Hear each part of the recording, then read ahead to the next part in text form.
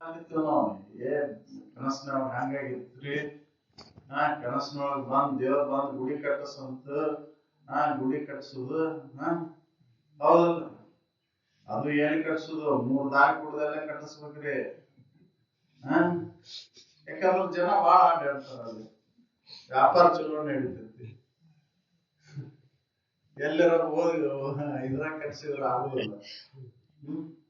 ಹೌದಲ್ಲ, ವ್ಯಾಪಾರ ಎಲ್ಲಿ ನಡೀತೈತಿ ಅಲ್ಲಿ ಕಟ್ಸಿದ್ರ ಅದ ಬೆಳಿತೈತಿ. ಅದು 3 ದಾರಿ ಕುಡ್ದಲ್ಲಿ ಬಾಳ ಮಂದಿ ಅಡ್ಡಾಡ್ತಾರ, ಅದಕ್ಕೆ ಅದು ಬೆಳಿತೈತಿ. ಮತ್ತ ಅದಕ್ಕೆ ಏನ್ ಹೇಳುದು, ಸತ್ತುಳ್ದೇವ್ರಿ ಏನ್ ಒಂದ ವರ್ಷದಾಗ ಬೆಳೆದ್ ಬಿಡ್ತಿ ಇಷ್ಟೆಲ್ಲ.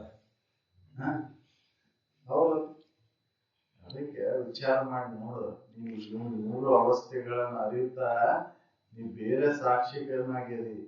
ವಿಶ್ವ ತೇಜಸ್ ಪ್ರಾರ್ಥನಾಗಿ 3 ಅವಸ್ಥೆಗಳನ್ನ ಅರಿತೀನಿ. ಅರು ನೀನದಿ ಅದನ್ನ ಮರ್ತ ಶರೀರ ನಾನು ಅನ್ಕೊಂಡ್ ಕುಂತಿ. ಅದನ್ನ ಮರೆತು ಅಜ್ಞಾನದಿಂದ ಮರೆತು ಶರೀರ ನಾನು ಅನ್ಕೊಂಡ್ ಕುಂತಿ. ಅದಕ್ಕೆ ಬಿಡೋದನ್ನ ಬಿಟ್ಟು ಜ್ಞಾನವನ್ನು ಮಾಡ್ಕೊ ಅಂತ ಹೇಳ್ತಾರೆ.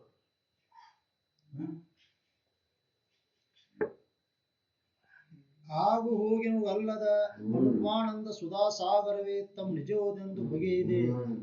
ಒಳಗೆ ಈ 3 ಅವಸ್ಥೆ ಒಳಗೆ ಆಗು ಹೋಗಿನೊಳಗೆ ನೀವು ಒಳಗಾಗಿಲ್ಲ. ನೀನ್ ಹೆಂಗದಿ ಉಪಮೆಗೆ ನಿಲ್ಲಕ್ಕೆಲ್ಲಾರಂತ ಅನುಪಮ ಸುಖ ಸಮುದ್ರನ ನೀನದಿ. ಉಪಮೆಗೆ ನಿಲ್ಲುವುದೇ ಇಲ್ಲ ನೀನ. ಉಪಮೆ ಕೊಟ್ಟು ಹೇಳಾಕೆ ಬರೋದಿಲ್ಲ ನಿನಗೆ.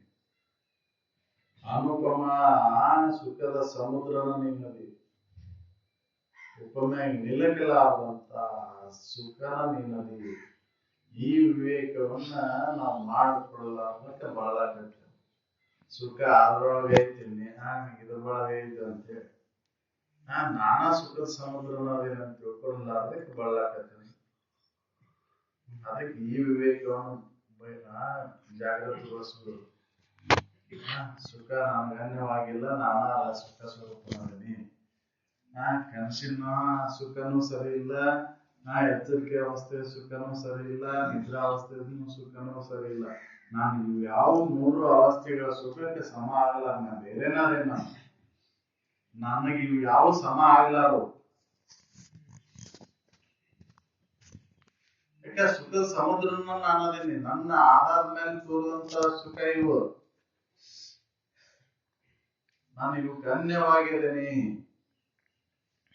ಅದನ್ನು ಉಪಮೆಗೆ ಹೇಳಕ್ ಬರೋದಿಲ್ಲ, ಯಾಕಂದ್ರೆ ಅದು ಖಂಡಿತವಾಗಿಲ್ಲ, ಅಖಂಡಿತ ಐತದು, ವ್ಯಾಪಕ ಐತಿ. ಈ ವಿವೇಕವನ್ನ ನಾವು ಮಾಡ್ಕೊಳ್ಳಲಾರ್ದಕ್ಕೆ ಬಳಲಾಕತ್ತೀವಿ. ಇದನ್ನ ತಿಳ್ಕೊಳ್ಳಾರ್ದಕ್ಕೆ ನಾವು ಬಳಲಾಕತ್ತೀವಿ. ಮನುಷ್ಯರು ಯಾಕೆ ಬಳಲ್ತಾರ ಅಂದ್ರೆ ತಾವ ಸುಖ ಸಮುದ್ರ ಅಂತ ತಿಳ್ಕೊಳ್ಳಾರ್ದಕ್ಕೆ ಸುಖ ಅದ್ರಾಗ ಐತಿ ಇದ್ರಾಗ ಐತಿ ಅಂತ ತಿಳ್ಕೊಂಡು ಬಳಲಾಕತ್ತಾರ ಅಂತ ಹೇಳ್ತಾರ. ವಿಚಾರ ಮಾಡಿ ನೋಡಿದ್ರ ಸುಖ ಯಾರ ಆಧಾರದ ಮೇಲೆ ತೋರೈತದ? ನನ್ನ ಆಧಾರದ ಮೇಲೆ ನನ್ನ ಭಾವನೆ ಬಂದಾಗ ಸುಖ ಐತಿ. ನನ್ನ ಭಾವನೆ ಇಲ್ಲ ಅಂದ್ರೆ ಸುಖ ಇಲ್ಲ ಅದ್ರೊಳಗೆ. ಯಾಕೆ ಭಾವಕ್ಕನುಸಾರವಾಗಿ ತೋರ್ತದ. ಅದ ವಸ್ತುರೊಳಗೆ ಸುಖ ಇದ್ರೆ ಎಲ್ಲರಿಗೂ ಒಂದ ನಮೂನೆ ಆಗಿ ಇರ್ಬೇಕಿತ್ತದ. ಒಬ್ಬ ಬೇಕಾಕೈತಿ, ಒಬ್ಬ ಬೇಡಾಕೈತಿ. ಹೌದಲ್ರಿ? ಸುಖ ಅದ್ರೊಳಗಿಲ್ಲ, ಸುಖ ಭಾವನೆಗೆ ಅನುಸಾರವಾಗಿ ತೋರಾಗತ್ತೈತಿ ಅಷ್ಟೇ. ಆದ್ರ ಆ ಸುಖ, ನಿಜವಾದ ಸುಖ ಅನ್ನೋದು ಭಾವಾತೀತ ಐತದ. ಭಾವನೆಗೆ ಒಳಗಾಗಿಲ್ಲದು, ಭಾವನೆ ಒಳಗೆ ಸಿಕ್ಕಿಲ್ಲದು. ಭಾವನೆ ಒಳಗೆ ಬರೋದೆಲ್ಲ ಖಂಡಿತ ಐತಿ, ಇದು ವ್ಯಾಪಕ ಐತಿ. ಅದಕ್ಕೆ ಅಂತ ಸುಖದ ಅನುಭವವನ್ನು ಮಾಡ್ಕೋ, ಅಂದಾಗ ನೀನು ಬಳಲಿಕ್ಕೆ ತಪ್ಪತಿ. ನಾವು ಈ ಅನುಭವವನ್ನು ಮಾಡ್ಕೊಂಡೇವಿಲ್ಲ. ಮತ್ತ ಕ್ಷಣಿಕ ಸುಖಕ್ಕಾಗಿನ ಬಳದಾಡ್ತೇವೆ. ಅದ್ರೊಳಗೈತಿ ಇದ್ರೊಳಗೈತಿ. ಶಬ್ದ ಸ್ಪರ್ಶ ರೂಪ ರಸ ಗಂಧದೊಳಗೆ ಸುಖ ಐತಿ ಅಂತ ತಿಳ್ಕೊಂಡು ಅವನ್ನ ಹೊಂದಬೇಕು ಅಂತ ಬಡದಾಡ್ತೇವೆ.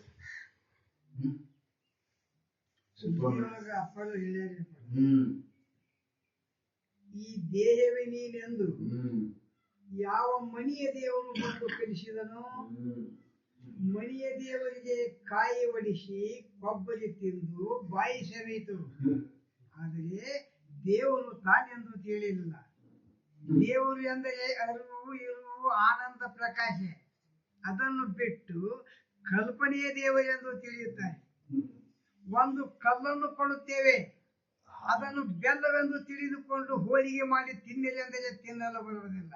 ಅದರಂತೆ ಕಲ್ಲು ದೇವರೆಂದು ತಿಳಿದುಕೊಳ್ಳಲಿಕ್ಕೆ ಬರುವುದಿಲ್ಲ. ಅಲ್ಲ ಮತ್ತ ಹೌದು ಕಲ್ಪನೆ ಮಾಡ್ಕೊಂಡಂಗ ದೇವ್ರ ಐತ್ರಿ ಅಂತ ಹಂಗಾರ ಕಲ್ಪನೆ ಮಾಡ್ಕೊಂಗಾರ ಮುಳ್ಕಲ್ ತಗೋ ಇದು ಬೆಲ್ಲ ಅಂತನ್ನ ಹಾಳ ತಗೋ ಇವು ಕಾಡ್ಲಿ ಅಂತ ತಿಳ್ಕೊ ಯಾರು ಕೂಡಿಸಿ ಹೂರ್ಣ ಮಾಡಿ ಒಡೆ ಹಂಗಾರ ಹೋಳಿಗೆ ಮಾಡ್ಕೊಂಡು ಬರ್ತೈತೆ ನೋಡ್ರಿ. ಕಲ್ಪನೆ ಮಾಡ್ಕೊಂಡಂಗ ದೇವ್ರ ಅದಾನ ಅಂತಾರ. ಕಲ್ಪನೆ ಮಾಡ್ಕೊಂಡಂಗ ಇದನ್ನು ಕಲ್ಪನೆ ಮಾಡ್ಕೊಂಗ ಕಲ್ ಇದನ್ನ ಬೆಲ್ಲ ಅಂತ ತಿನ್ನ ಹಂಗಾರ ನೋಡೋಣ ಅಂದ್ರೆ ಕಲ್ಪನೆ ಅನುಸಾರವಾಗಿ ದೇವ್ರಿಲ್ಲ, ಕಲ್ಪನಾತೀತದ. ಕಲ್ಪನೆ ಎಲ್ಲ ಕಳ್ಕೊಂಡ ದೇವರಾಗಿ ಉಳಿತಿ. ದೇವ್ರ ಅಂದ್ರೆ ಅರಿವು ಇರುವು ಆನಂದ.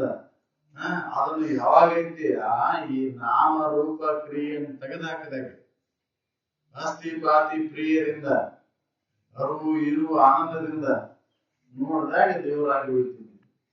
ಈ ನಾಮ ರೂಪ ಕ್ರಿಯೆ ಒಳಗಾಗಿ ನೀನ್ ದೇವ್ರನ್ನ ಹುಡುಕಾಕ್ ಹೋದ್ರೆ ಯಾವಾಗ ದೇವ್ರು ಸಿಗುತ್ತಾನೆ?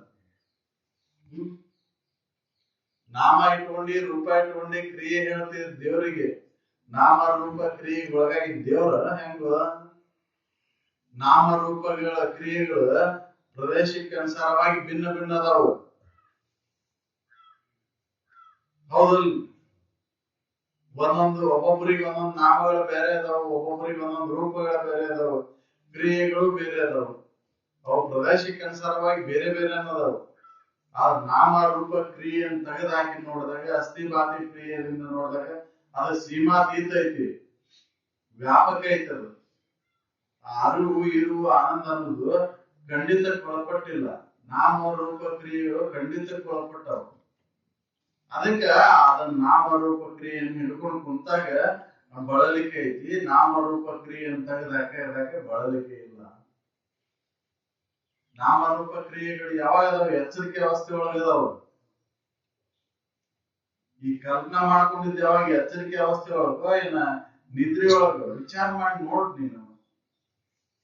ಎಚ್ಚರಿಕೆ ಅವಸ್ಥೆ ಒಳಗೆ ಅತಿ ಕಲ್ಪನೆ ಮಾಡ್ಕೊಂಡು ದೇವ್ರ ಹಂಗದನ ದೇವ್ರ ಹಿಂಗದನ ಅಂತ ಕಲ್ಪನೆ ಒಳಗ್ ಮಾಡಿ ಅವನ್ ಮಾಡ್ಕೊಂಡ್ ಕುಂತಿ. ಅದಕ್ಕೊಂದ್ ನಾನ್ ರೂಪವನ್ನ ಇಟ್ಟಿ ಅದಕ್ಕೆ ಕ್ರಿಯೆಯನ್ನು ಕಲ್ಪಿಸ್ಕೊಂಡ್ ಕುಂತಿ. ಅದಕ್ಕೆ ಇವು ನಾಮರೂಪಗಳನ್ನು ತೆಗೆದುಹಾಕಿ ನೋಡು, ಅವಾಗ ನಿನಗೆ ಅನುಭವಕ್ಕೆ ಬರ್ತೈತಿ. ಹೌದಲ್? ಅಂದಪ್ಪ ಅಂದ್ರೆ ನಾನ ಅಂತ ಹಿಡ್ಕೊಂಡ್ ಕುಂತೀನಿ. ಇದ ಅಂದಪ್ಪ ಅಂದ್ರೆ ಈ ಶರೀರನ ಅಂದಪ್ಪ ಅಂತ ಹಿಡ್ಕೊಂಡ್ ಕುಂತೀನಿ. ಅಂದಪ್ಪನ ಕ್ರಿಯೆ ಅದ ಬಡಿಗಾರ್ತನ ಮಾಡೋದು, ಪತ್ತರಿಕೆ ಮಾಡೋದು. ಇದು ಕ್ರಿಯೆ. ಈ ನಾಮರೂಪ ಕ್ರಿಯೆಗೊಳಗಾಗಿದ್ದ ಅಂದಪ್ಪನ ಅದು ಬ್ಯಾರೆ ಐತದ.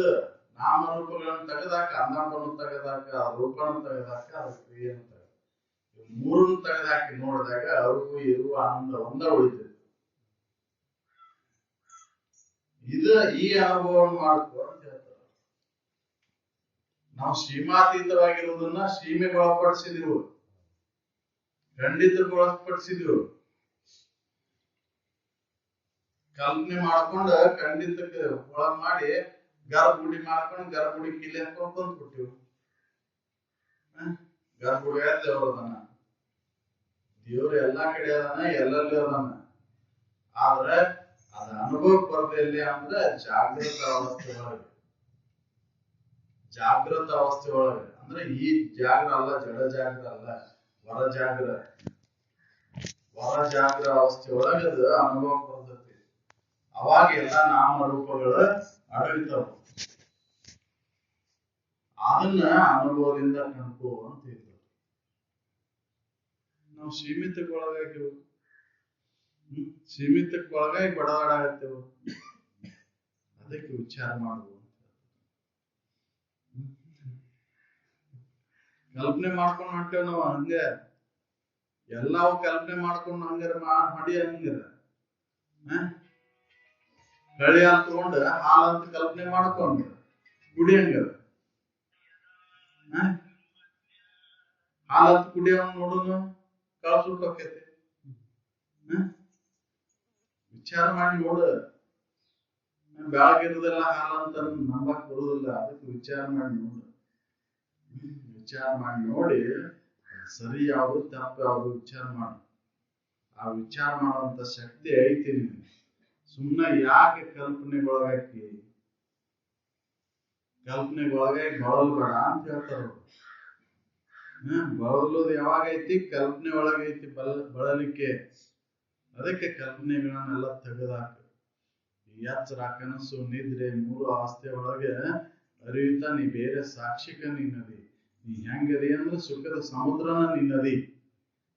ಉಪಮೆ ಕೊಟ್ಟು ಹೇಳಾಕ್ ಬರುದಿಲ್ಲ. ಅದನ್ನ ಇಷ್ಟ ಅಂತೇಳಿ ಖಂಡಿತ ಮಾಡಿ ಹೇಳಾಕ್ ಬರುದಿಲ್ಲ. ವ್ಯಾಪಕ ಐತಿ ಅನ್ನೋದನ್ನ ನಾವು ಹೇಳ್ತಾರ. ಅದಕ್ಕೆ ಅದನ್ನ ಅನುಭವದಿಂದ ನಾವು ಕಂಡುಕೋಬೇಕಾಗೈತಿ. ಅನುಭವದಿಂದ ಕಂಡುಕೊಂಡ ಮಾತ್ರ ಇದು ಖಾತ್ರಿ ಆಗುತ್ತೆ. ಇಲ್ಲ ಅಂದ್ರೆ ಖಾತ್ರಿ ಆಗೋದಿಲ್ಲ. ಬಳಲಿಕ್ಕೆ ತಪ್ಪುದೇ ಇಲ್ಲ.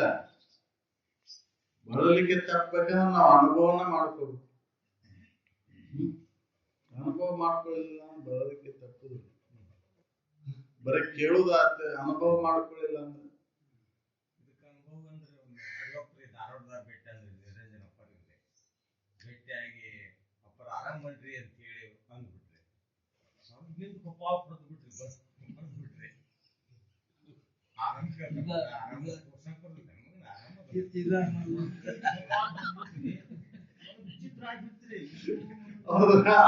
ತೋರ್ಸಕ್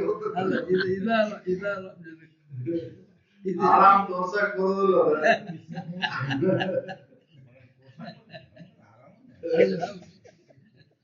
ಆರಾಮ್ ದರ್ಶನ ಅದೇನ್ ಬಿಡ್ತಾರ ಅವಾಗ ದರ್ಶನ ನಾವಿಗೆ ನಾನು ಗಾಬಾ ಆಗ್ಬಿಟ್ರಿ. ನಾನು ಕೇಳಿದ್ರು ಜಿಗುದ್ ಹೊಡೆದ್ರು.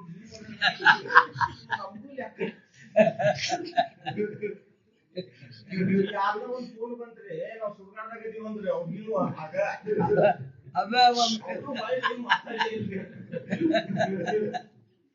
ಹೌದು, ಆರಾಮ್ ತೋರ್ಸಕ್ ಬರುದಿಲ್ಲ. ತೋರ್ಸಕ್ ಬರ್ತೈತೆ ಸುಮ್ಮನೆ ಅದ ಹಂಗೆ ಆರಾಮ್ರಿ ಆರಾಮ.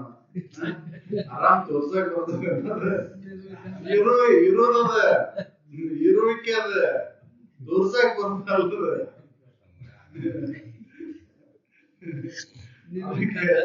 ನೀವು ಸುಖ ಸಮುದ್ರನ ನೀವು ಅದಿರಿ ಅಂತ ಹೇಳ್ತಾರ. ಅದನ್ನ ತೋರ್ಸಕ್ ಬರುದಿಲ್ಲ. ಅದನ್ನ ಉಪಮೆ ಕೊಟ್ಟು ಹೇಳಕ್ ಬರುದಿಲ್ಲ. ಉಪಮೆ ಕೊಟ್ಟು ಹೇಳಕ್ ಬರ್ತೈತೇನ? ಅದ ಉಪ್ಪಿನ ರುಚಿ ಹೆಂಗೈತಿ ಅಂತಂದ್ರ ಅದಕ್ಕೆ ಮತ್ತೊಂದು ಉಪಮೆ ಕೊಟ್ಟು ಹೇಳಕ್ ಬರ್ತೈತೇನ? ಇಲ್ಲ, ತಿಂದು ನೋಡ್ದಾಗ ಗೊತ್ತಾಗಿರ್ತದ. ಹಂಗ ಆರಾಮ್ ಅಂದ್ರೆ ಏನದ? ನಾನು ಆರಾಮ್ ಹೇಳಕ್ ಬರೋದಿಲ್ಲ, ತೋರ್ಸಕ್ ಬರೋ ವಸ್ತು ಅಲ್ಲದ. ಆರಾಮ ಸ್ಥಿತಿ ಇರುವುದು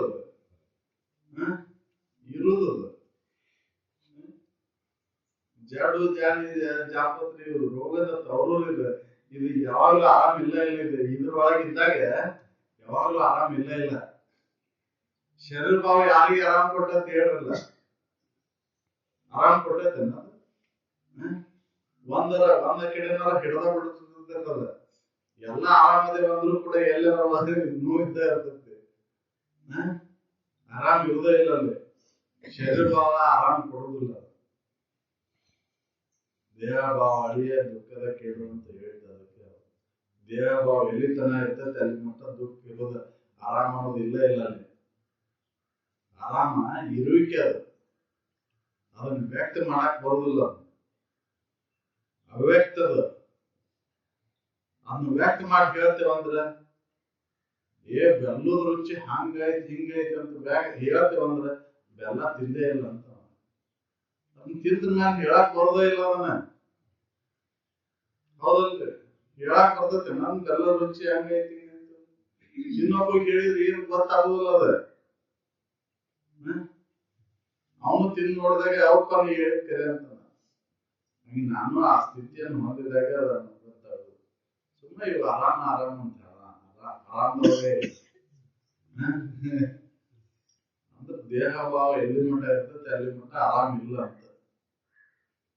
ಈ ದೇಹ ಭಾವನ ಅಳದಾಗ ದುಃಖ ನಾಶಕೈತಿ. ಅವ ಸುಖ ಸಮುದ್ರ ನೀನಾಗಿ ಉಳಿತಿ. ಈ ಮೂರು ಅವಸ್ಥೆ ಒಳಗೆ ನೀ ಇರುತ್ತನೂ ನಿನ್ನ ದುಃಖ ಇರುದ. ಎಚ್ಚರ ಕನಸು ನಿದ್ರೆ ಆ ಮೂರು ಅವಸ್ಥೆ ಒಳಗೆ ತಿರುಗುತ್ತನೂ ದುಃಖ ಇರುದ. ಅದಕ್ಕೆ ಹೊಡೆ ಮೇಲಕ್ಕೆ ಮೂರ್ಲಾಗ ಅಂತ ಹೇಳಿದ್ದವ್ರು ಶರೀಫರು. ಯಾಕೆ ಹೊಡಿ ಮೇಲಕ್ಕೆ ಮೂರ್ಲಾಗ ಅಂತಂದ್ರೆ ಮೂರು ಅವಸ್ಥೆ ಮೀರ್ಲಿಲ್ಲ, ಅವಾಗ ಆರಾಮ ನೀನು ಉಳಿತಿ. ಅಲ್ಲಿ ಮಟ್ಟ ಆರಾಮ ಅನ್ನೋದೇ ಇಲ್ಲ ನಿನಗೆ, ಬಳಲಿಕ್ಕೆ ತಪ್ಪುದ ಇಲ್ಲ ಅಂತ ನಾವು ಅದನ್ನ ಅನುಭವದಿಂದ ನೋಡ್ಕೋಬಹುದು. ಎಲ್ಲಾರು ಎಲ್ಲಾ ಹೇಳ್ಯಾರ್ರಿ, ಪಾಪ ಏನ್ ಮಾಡೋದು, ನಾವು ಅನುಭವ ನಾವು ಮಾಡ್ಕೊಳಕ್ ತಯಾರಿಲ್ಲ. ಬರೀ ಮಾತಾಡೋದಷ್ಟೇ ಆಕೈತಿ, ಇರುದ ಇಲ್ಲ. ಸುಮ್ಮ ಇವು ಎಲ್ಲ ಆಚರಣೆಗಳು ವ್ಯರ್ಥ ಅಂತ. ಏನ್ ಅನುಭವಗಳ ವಿಚಾರಗಳನ್ನ ಹೇಳೋದು ಕೇಳೋದು ಮಾಡ್ತೇವ, ಅದನ್ನ ಅನುಭವ ತಗೋಬೇಕು ಅನ್ನುವಂತ ಅಪೇಕ್ಷೆನೇ ಇರೋಂಗಿಲ್ಲ. ಹೌದಲ್ಲ? ಅದಕ್ಕೆ ಅನುಭವಕ್ಕೆ ತಗೊಂಡಾಗ ಮಾತ್ರ ಅದು ಸಾಧ್ಯ ಐತಿ. ಆರಾಮಾಗಿ ಉಳಿತೇವೆ. ದುಃಖದ ಅತ್ಯಂತ ದುಃಖ ನಿವಾರಣೆ ಆಗ್ಬೇಕಂದ್ರೆ ಈ ಮೂರು ಅವಸ್ಥೆಗಳನ್ನ ನಿಲ್ಲಬೇಕು. ನಿಂತ ಮಾತ್ರ ಶಾಂತಿ ಸಮಾಧಾನ. ಅಲ್ಲಿ ಮಠ ಇಲ್ಲೇ ಇಲ್ಲ ಅಂತ. ಬಳಲಿಕ್ಕೆ ತಪ್ಪುದ ಇಲ್ಲ. ಹುಟ್ಟು ಸಾವುಗಳ ಬಳಲಿಕ್ಕೆ ತಪ್ಪುದಿಲ್ಲ. ಯಾವಾಗ ಇವ್ ಮೀರ್ ನಿಲ್ತೇವೋ, ಮೂರು ಅವಸ್ಥೆಗಳನ್ನ ಯಾವಾಗ ಮೀರ್ ನಿಲ್ತೇವೋ ಆವಾಗ ಹುಟ್ಟು ಸಾವುಗಳ ಬಳಲಿಕ್ಕೆ ಹೋಗ್ತೈತಿ. ಶರೀರ ಬಳಲಿಕ್ಕೆ ಹೋಗ್ತೈತಿ, ಎಲ್ಲ ದೂರ. ಸುಗತ ಸಜಾತಿ ವಿಜಾತಿಗಳೆಂಬ ಭೇದ ಭಾವನೆಗಳು ಸಹಜವಾಗಿ ತಮಗಿಲ್ಲದೆ. ಸುಗತನೂ ಇಲ್ಲ, ಸಜಾತಿನೂ ಇಲ್ಲ, ವಿಜಾತಿ ಭೇದಗಳು ಸಹಜವಾಗಿ ತಮಗಿಲ್ಲ. ನಿನಗಿಲ್ಲ ಇಲ್ಲ. ಇವ ಒಂದ್ ವಸ್ತು ನೀನದಿ, ಇನ್ನೊಂದು ಇಲ್ಲ ಇಲ್ಲ. ದೇವ್ರು ಇನ್ನೊಂದು ಇಲ್ಲ ಇಲ್ಲ. ನೀ ಅನೇಕ ನಮೂನಿ ಮಾಡ್ಕೊಂಡಿಲ್ಲ, ಅನೇಕ ನಮೂನಿ ದೇವ್ರು ಇಲ್ಲ. ದೇವ್ರು ಇರೋದು ಒಂದೇ ಐತಿ. ಎಲ್ಲವನ್ನೂ ಇಲ್ಲ, ಕಾಳವನ್ನೂ ಇಲ್ಲ, ದುರ್ಗವನ್ನೂ ಇಲ್ಲ, ದ್ಯಾಮವನ್ನೂ ಇಲ್ಲ, ಹನುಮಪ್ಪನೂ ಇಲ್ಲ, ಪರಮೇಶ್ವರನೂ ಇಲ್ಲ. ಯಾರು ಇಲ್ಲ ಇಲ್ಲ. ಇರುವುದು ಒಂದೇ ಐತಿ. ಆ ಒಂದು ವಸ್ತುವಿನಲ್ಲಿ ಸ್ವಗತ ಸಜಾತಿ ವಿಜಾತಿ ಭೇದಗಳೇ ಇಲ್ಲ. ಎಲ್ಲಿ ಅನೇಕ ಅದಾವ ಅಲ್ಲಿ ಈ ಸ್ವಗತ ಸಜಾತಿ ವಿಜಾತಿ ಭೇದಗಳು. ಎಲ್ಲಿ ಆಕಾರ ಐತಿ ಅವಕ್ಕೆ ಇದು ಅದಾವ. ಆಕಾರ ಬಂದಾಗ ಸ್ವಗತ ಸಜಾತಿ ವಿಜಾತಿ ಭೇದಗಳು ಅದಾವ. ಆಕಾರ ಇಲ್ಲ ಅಂದ್ರೆ ಅದಕ್ಕೆ ಯಾವ ಮೂರು ಭೇದಗಳಿಲ್ಲ. ಶೂನ್ಯ ಪೂಜೆಗೆ ಯಾವ ಭೇದ ಮಾಡ್ತೀವಿ ನೀವು? ಅದಕ್ಕೆ ಎಡ ಬಲನೂ ಇಲ್ಲ, ಮೇಲೆ ಕೆಳಗೂ ಇಲ್ಲ. ಮೇಲೆ ಕೆಳಗೂ ಗುರುತಿಸಕ್ ಬರುದಿಲ್ಲ, ಎಡ ಬಲನೂ ಅಂತ ಗುರುತಿಸಕ್ ಬರುದಿಲ್ಲ. ಆದ್ರೆ ಒಂದಕ್ಕೆ ಇದಕ್ಕೆ ಎಡ, ಇದಕ್ಕೆ ಬಲ, ಇದಕ್ಕೆ ಮೇಲೆ ಕೆಳಗ ಅಂತ ಹೇಳಿದ್ರು. ಯಾಕೆ ಆಕಾರ ಬಂತಲ್ಲೇ ಇದು ಪೂರ್ಣ ಐತಿ, ಇದು ಅದು ಅರ್ಧ ಮುರ್ಧ ಐತಿ. ಅದಕ್ಕೆ ಅಲ್ಲಿ ಆಕಾರ ಅದಕ್ಕೆ ಸ್ವಗತ ಭೇದ, ಸಜಾತಿ ಭೇದ, ವಿಜಾತಿ ಭೇದಗಳ ಮೂರು ಭೇದಗಳು ಬಂದು. ಇಲ್ಲಿ ಹಂಗಿಲ್ಲ. ಇದು ಪೂರ್ಣ ಐತಿ, ಸದ್ವಸ್ತು ಇದು. ಅವೆಲ್ಲ ಅಸದ್ವಸ್ತುಗಳು. ಈ ಶರೀರಕ್ಕೆ ಭೇದಗಳನ್ನು ಹೇಳಬಹುದು. ಎಡ ಬೇರೆ, ಬಲ ಬೇರೆ, ಮೇಲೆ ಬೇರೆ, ಕೆಳಗೆ, ಇದನ್ನ ಹೇಳ್ಬೋದು. ಇದು ಸ್ವಗತ ಭೇದ. ಸಜಾತಿ ಭೇದ ನಮ್ಮ ಒಳಗೆ ಭೇದ. ಈ ಶರೀರ ಬೇರೆ, ಆ ಶರೀರ ಬೇರೆ. ವಿಜಾತಿ ಭೇದ ಈ ಶರೀರ ಮತ್ತು ಗಿಡ ಮರಗಳು, ಕಲ್ಲು ಕಟ್ಟಿಗೆಗಳು ಬೇರೆ. ಇವು ಮೂರು ಭೇದಗಳು ನಿನ್ನ ಸಹಜವಾಗಿ ನಿನಗಿಲ್ಲ, ಅರಿವಿಗಿಲ್ಲಿದ. ಯಾಕೆ ಅರಿವು ಪೂರ್ಣ ಐತು, ಅರ್ಧ ಮುರ್ಧ ಇಲ್ಲ, ವ್ಯಾಪಕ ಐತು, ಖಂಡಿತ ಕೊಳಪಟ್ಟಿಲ್ಲ. ಇದನ್ನ ಹೇಳ್ತಾರೆ. ಇದು ಎಲ್ಲಿ ತೋರಿಕೆಗೆ ಐತಿ? ಇವು ಮೂರು ಭೇದಗಳು ತೋರಿಕೆಗೆ ಐತಿ, ಇರುವಿಕೆಗಿಲ್ಲ. ಅರಿವು ಇರು ಆನಂದಕ್ಕಿಲ್ಲ ಇದು. ಅದಕ್ಕೆ ಈ ಮೂರು ಭೇದಗಳು ಎಲ್ಲಿದಾವು ಅಲ್ಲಿ ಬಳಲಿಕೆ ಐತಿ. ಈ ಮೂರು ಭೇದಗಳ ಮೀರ್ಲಿಲ್ಲ, ನೀವು ಬಳಲಿಕೆ ಇಲ್ಲ. ಮೂರು ಭೇದದೊಳಗೆ ಕುಂತೇವ್ ನಾವು. ಬಳಲಿಕೆ ಯಾವಾಗ ಐತಿ? ಹೌದಲ್ರಿ? ಶರೀರ ಭಾವ ಬಂದಾಗ ಬಳಲಿಕೆ, ಶರೀರ ಭಾವ ಬಿಟ್ಟಾಗ ಎಲ್ಲೈತಿ ಬಳಲಿಕೆ. ಇವು ಮೂರು ಭೇದಗಳ ಸಹಜವಾಗಿ ತನಗಿಲ್ಲ. ನಿಮಗಿಲ್ಲ ಇಲ್ಲದ ಭೇದ, ಅವ್ರ ಭೇದ ನೀನು ಹಿಡ್ಕೊಂಡು ಕುಂತೇವ್ ನಾವು. ಶರೀರ ಎಡಕ್ ಬ್ಯಾರೆ, ಎಡ ಮೊದಲೇ ಕೈ ಹೊಟ್ಟಿದ್ರೆ ತೆಗಿಯೋದು ಕನಿಷ್ಠ ಅದು ಬಲ ಬೇಕು. ಬಲಗಾಲ ಇಟ್ಟು ಬಾ. ಮತ್ತೆ ಬಲಗಾಲ ಯಾವಾಗ ಬರ್ತೈತಿ? ಎಡಗಾಲ ಬಂದಾಗ ಬಲಗಾಲ ಬರ್ತೈತಿ. ಹೌದಲ್ಲ? ಒಂದ್ ಅನ್ನಂಗಿಲ್ಲ, ಯಾರು ಅನ್ನೋದು ಹೌದಲ್ಲ? ಮೂರು ಅನ್ನಂಗಿಲ್ಲ, ಮತ್ತೊಂದಿಲ್ಲ, ನಾಲ್ಕು ಅನ್ನೋದು. ಅದು ದೇವ್ರ ಪಾಲ.